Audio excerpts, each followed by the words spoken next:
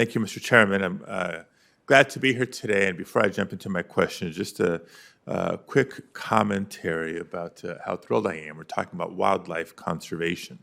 The biodiversity crisis, not just in California, but across the country and around the world, is absolutely here. And wildlife managers and their partners are faced with the intertwined emergency of the climate crisis. I'm grateful we're able to have this conversation about how we can best conserve wildlife. And let me start with a California success story. California has demonstrated how we can conserve species, with one example being the Southern Sea Otter recovery work, which is led in part by the Monterey Bay Aquarium, world-renowned institution. But perhaps the proudest example is the California condor, which is, many of you know, was once at significant risk.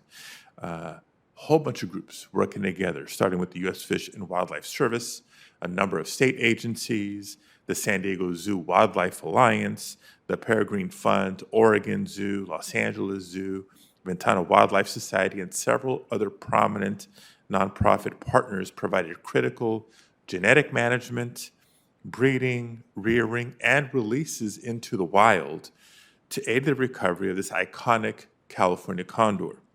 And I lay all that out just to show how simple it's not, right? It is a process. It's complex. There's many elements to it and a role for so many to play. But from a population low of 22 birds, a handful of years ago, the species is now being downlisted with a population of more than 500 California condors, more than 300 of which are living in the wild.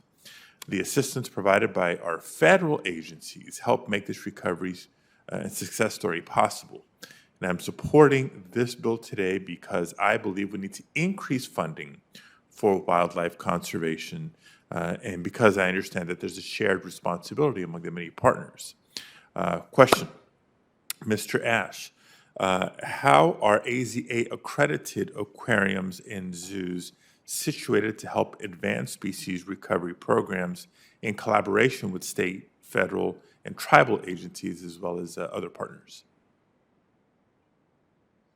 Thank you, Senator. And the California condor is a kind of perfect example. And our members today, in my oral testimony, I spoke about a partnership that we've started with Florida Fish and Wildlife Conservation Commission to help save Florida's reef track from an emerging disease. I think in Sarah's home state of Missouri, the St. Louis Zoo is working with the Missouri Department of Conservation on hellbender and American burying beetle and other species. And unfortunately, I think the extinction crisis means that our members are going to be called on more often to jump in.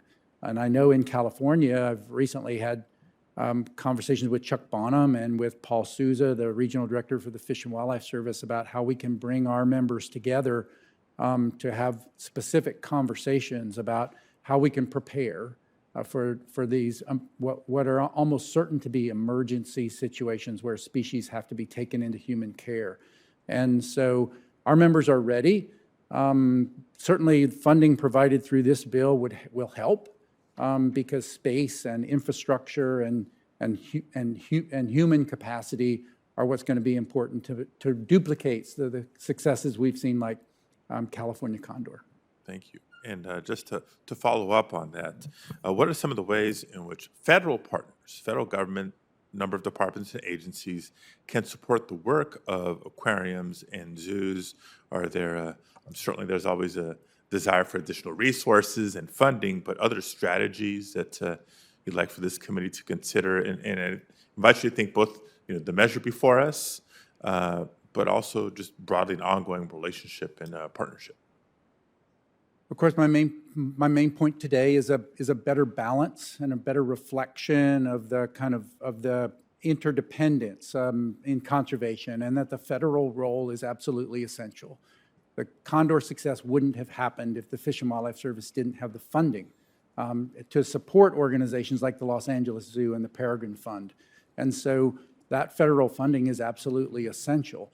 I think looking forward, I think there needs to be some specific recognition and infrastructure support for our members, like the Monterey Bay Aquarium. They're kind of holding southern sea otters. I also quite honestly think there needs to be some kind of relaxation of certain regulation, like the southern sea otter. Monterey Bay Aquarium is put in the position of having to euthanize young sea otters because they don't have the space for them. So they're rescued, but they don't have the ability to care for them because they don't have the space. They can't be exported because of restrictions in the Marine Mammal Protection Act. But we have participating zoos in Europe and Australia and other places that would be anxious to hold those animals if we could export them. And so I think to some extent looking at existing regulations and how we might be able to change them, I think is important. Look forward to following up with you on that. And Mr. Chairman, I know my time is about up, but I do want to ask just one more question. Our colleague, Senator Kelly, brought up unique dynamics and concerns as it pertains to tribal governments. Big priority of mine is more than 100 federally recognized tribes in California alone, and want to make sure that the federal government upholds its trust responsibility and respects tribal sovereignty and governance. In many contexts, it means ensuring that tribal governments don't have to go through the states to compete for funding, as Senator Kelly laid out, but instead are able to receive or access funds directly from the federal government. We know that in California, a number of examples, tribal nations carry out important conservation work, leveraging their historical and cultural knowledge. I commend the authors of the bill that's before us today for understanding that unique and important role that tribes play in natural resource preservation and providing dedicated funding for tribal wildlife conservation. I did, for the record, want to ask Mr. O'Mara, your written testimony includes a quote calling the bill a game changer for tribes. So can you spend a minute just talking about the importance of this bill for tribal sovereignty and respect? Yeah, no, thank you, Senator Padilla, and thank you for your leadership on this and being one of the earliest co-sponsors. Tribes, as you said perfectly, are just their historical knowledge, the cultural knowledge, the scientific knowledge is incredible. And the fact that that has not been resourced other than a small $6 million competitive grant program is one of the greatest failings of wildlife recovery in this country. And I think the $97 million annually is a great start. It begins to address the historical inequities.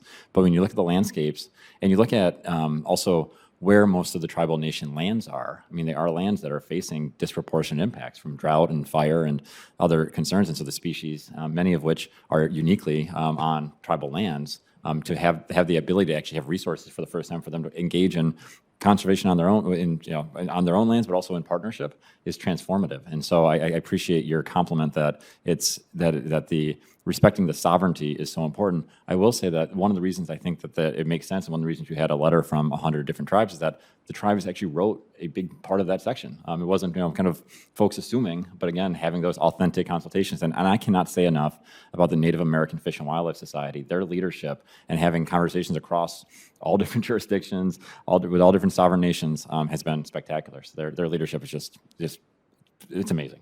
Wonderful. Well, definitely a solid foundation to build on, and look forward to supporting this measure. Thank you, Mr. Chairman.